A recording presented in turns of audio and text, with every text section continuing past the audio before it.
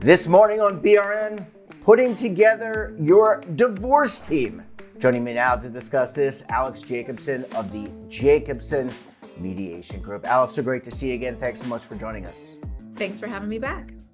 All right, let's talk about, last time we had you on, we talked about the mediation aspect of divorce. Again, very important. But let's take a step back and talk about the team an individual needs to assemble to help them with their divorce. Yeah, I think that people think singularly about this question. I need a divorce lawyer, but there are so many other individuals that can provide that support system for someone going through a divorce. I'll list a few: a financial advisor, an accountant, an estate planning attorney, a mental health professional for you and or for your children. These are all individuals that can provide that scaffolding to help you get through the process, um, not on your own and not on an island. You need your team with you to support the approach that you're taking in the process. I think you bring up a really good point, because anytime people generally, and myself included, having not gone through the process, you think of divorce, you think of attorney, and you think about the legal aspects of separating and divorcing and what that encompasses. But you bring up really important aspects. There's a financial aspect here, Alex. There's a mental health aspect here. Again, really important. And how do you find your team? How do you, John Wooden, the UCLA coach, used to say, you build the plan, you recruit the players for the plan. But how do I find my attorney? How do I find my financial advisor? Well, all divorce lawyers or financial advisors are not created equal. And it's important to find ones that work well with your personality. Are they responsive to your needs?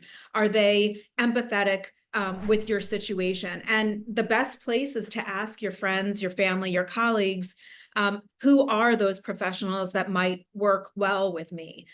There's a division of labor in a marriage, and I'm speaking from a financial perspective, that it may be that one person is more in charge of managing the household, running the kids' extracurriculars, making sure dinner is prepared, and then the other partner is more in charge of the financial aspects of the partnership. When you're getting divorced, it's important that both are well tuned into both aspects of running the household and the finances, and you may need somebody to help you through that. And I would imagine that they're not different spokes on a wheel, meaning today I'm going to go to my financial advisor. Tomorrow I'm going to go to my divorce attorney. On Wednesday, I'm going to go to a mental health professional.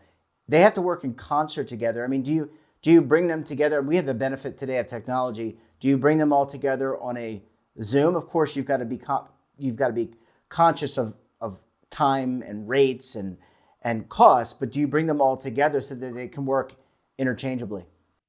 Not just time and rates and costs that you need to be sensitive to. You also need to be sensitive to confidentiality and where those conversations, the attorney-client privilege, for example, it can be maintained if it's just you and your attorney speaking, but if others are introduced into the conversation, that privilege falls by the wayside. But it is really important that the right hand know what the left hand is doing. And so in order for the financial advisor to provide, a good advice with respect to what a support arrangement might be, or what a good allocation of the assets might be, he or she needs to be tuned into the tax implications of what that proposal might look like, or what your spouse is arguing on the other side, which your attorney would share. So all of these individuals need to be working together. And you're right, being able to bring everyone together on Zoom, it doesn't need to be on a regular basis, but the approach needs to be unified so that the end result is one that works holistically for the client. And you bring up the attorney-client privilege. That's something not being an attorney, I probably wouldn't have thought about. Is there one role in particular that has to be the quarterback? Is it the attorney? Is it the mediator, which is your role, to be the quarterback? I'm using that because it's almost football season, to lead the team. Because someone going through divorce, there's the emotional ups and downs, there's the day-to-day life. All these things kind of tugging on you. So does one of those people need to be a quarterback? I think the divorce lawyer is the quarterback who's orchestrating the approach. He or she is determining, is this a case that's fit for alternative dispute resolution, meaning mediation, in which event I would, get involved. Does this case call for a financial advisor? Do we need an accountant? Do we need estate planning counsel to come in and talk about how this proposed allocation of the assets may work for you going forward into the future for future generations? I'm mindful of not getting too many cooks in the kitchen, but also making sure that you have the individuals that are critical to making that whole picture work. And so I do think it is the divorce lawyer who's going to quarterback the team. Too many cooks spoils the broth, as they say, or the sauce, or whatever the analogy is. Whatever it may be. I want to end our conversation on mental health, because that's a big part of what's being covered today in society. This is probably, Alex, an underestimated part of the process. You talked about finance. You talked about the attorney-client privilege. You talked about having the right plan. Do divorcees, or those going through a divorce, do they underestimate the impact of their own mental health, but also their children and their ex-spouse?